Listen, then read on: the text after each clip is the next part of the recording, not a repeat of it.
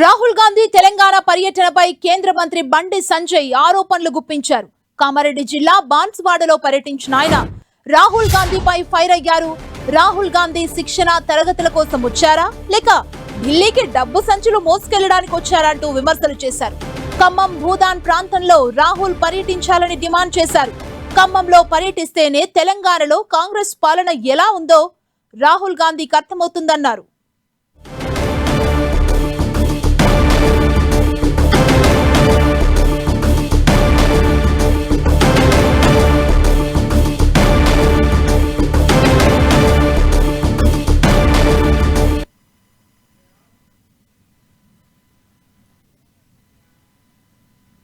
DCC అధ్యక్షుల శిక్షణ తరగతులు ముగిశాయి. ఢిల్లీకి రాహుల్ గాంధీ తిరుగు ప్రయాణమయ్యారు.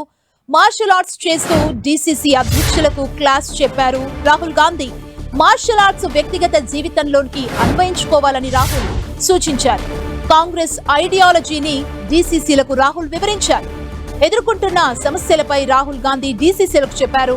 ట్రంప్ కి మోదీ సరెండర్ అయ్యారన్న రాహుల్ అమెరికాకు వ్యతిరేకంగా మోదీ పనిచేయలేరని మండిపడ్డారు. పాకిస్తాన్ కి చైనా సపోర్ట్ చేస్తుందని, ఇరాన్ వెనుక చైనా రష్యా ఉందన్నారు. ఇక నాయకులు తమ అహాన్ని పక్కన పెట్టి పని చేయాలని సూచించారు. మన ఈగోల కన్నా పార్టీ ముఖ్యమన్నారు రాహుల్ గాంధీ.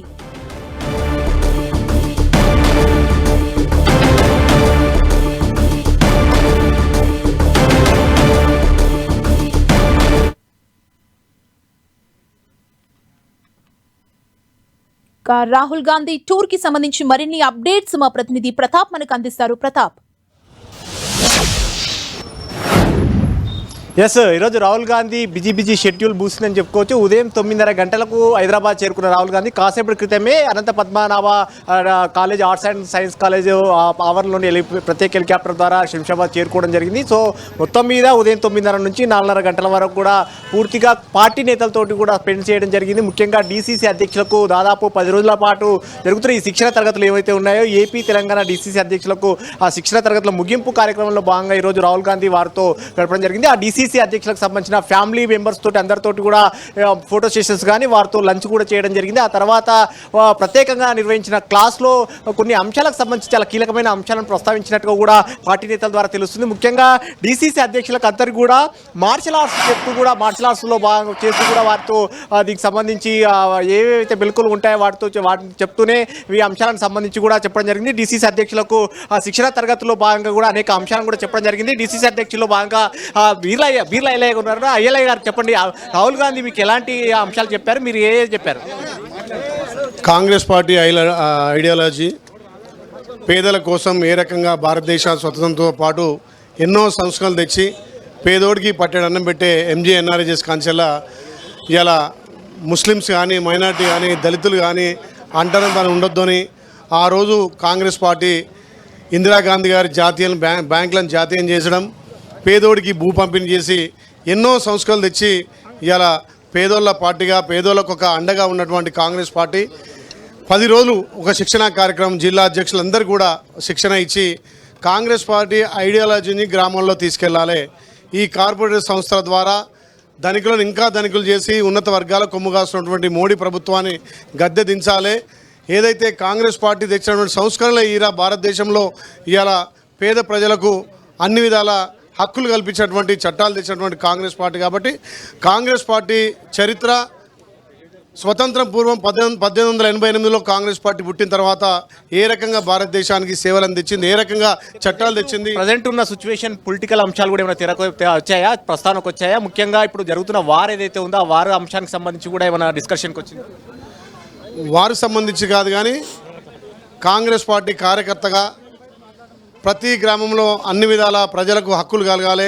రాజ్యాంగబద్ధంగా వచ్చినటువంటి హక్కులన్నీ ప్రతి పౌరునికి వచ్చే విధంగా మనం రక్షణ ఉండాలి.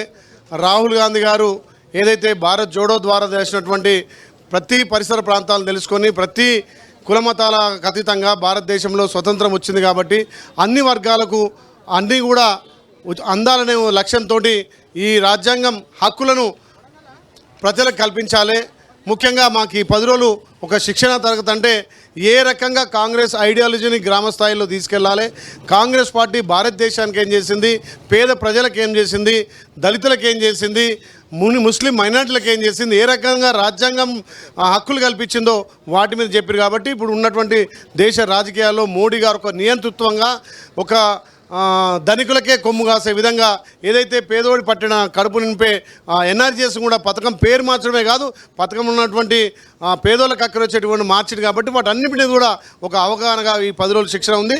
ఒక సంపూర్ణ కార్యకర్తగా, కాంగ్రెస్ పార్టీ కార్యకర్తగా గ్రామాన మండల స్థాయిలో సమావేశాలు పెంచి ఈ రాజ్యాంగం కాపాడుకుని కానీ కాంగ్రెస్ పార్టీ తెచ్చినటువంటి ఐడియాలజీని గ్రామ స్థాయిలో తీసుకుపోవాలనే లక్ష్యంతో పనిచేస్తున్నాం. ఇది మొత్తం మీద అయితే రాహుల్ గాంధీ వీటితో పాటు మొత్తం నేషనల్ అంశానికి సంబంధించి కూడా ముఖ్యంగా యుద్ధం అయితే ఏదైతే యుద్ధం జరుగుతుందో ఇరాన్ యుద్ధానికి సంబంధించిన అంశాన్ని కూడా ప్రత్యేకంగా ప్రస్తావించినట్టు కూడా తెలుస్తుంది. ఇరాన్ ఇంకా రష్యా అదేవిధంగా చైనా వీరి మద్దతుగా ఉన్నాయి, బ్యాక్ సపోర్ట్ చేస్తున్నాయి. ఏవైతే సేమ్ ఇప్పుడు రష్యా ఉక్రెయిన్ మధ్య యుద్ధం వార్ జరుగుతున్నప్పుడు ఉక్రెయిన్ వెనుక యూరోప్ కంట్రీస్ కానీ అదేవిధంగా అమెరికా ఈ విధంగా అయితే బ్యాక్ సపోర్ట్గా ఉండి పనిచేశాయో, ఇప్పుడు ఇరాన్ వెనుక రష్యా అదేవిధంగా చైనా సపోర్ట్ చేస్తున్నాయి. అందుకే యుద్ధం తీవ్ర రూపం దాల్చే అవకాశం ఉంటుంది. ఈ యుద్ధం ఎటువైపు దారితీస్తుంది అనేది కూడా చూడాల్సి ఉంటుంది అనే అంశాన్ని కూడా రాహుల్ గాంధీ ప్రస్తావించినట్టు తెలుస్తుంది. ముఖ్యంగా డీసీసీ అధ్యక్షుల సందర్భంగా నేషన్ ఫస్ట్, జాతీయత అనేది చాలా ముఖ్యం, ఇంపార్టెంట్. దాని ఫస్ట్ తర్వాతనే మిగతా అంశాలన్నిటి కూడా ఉండాలి.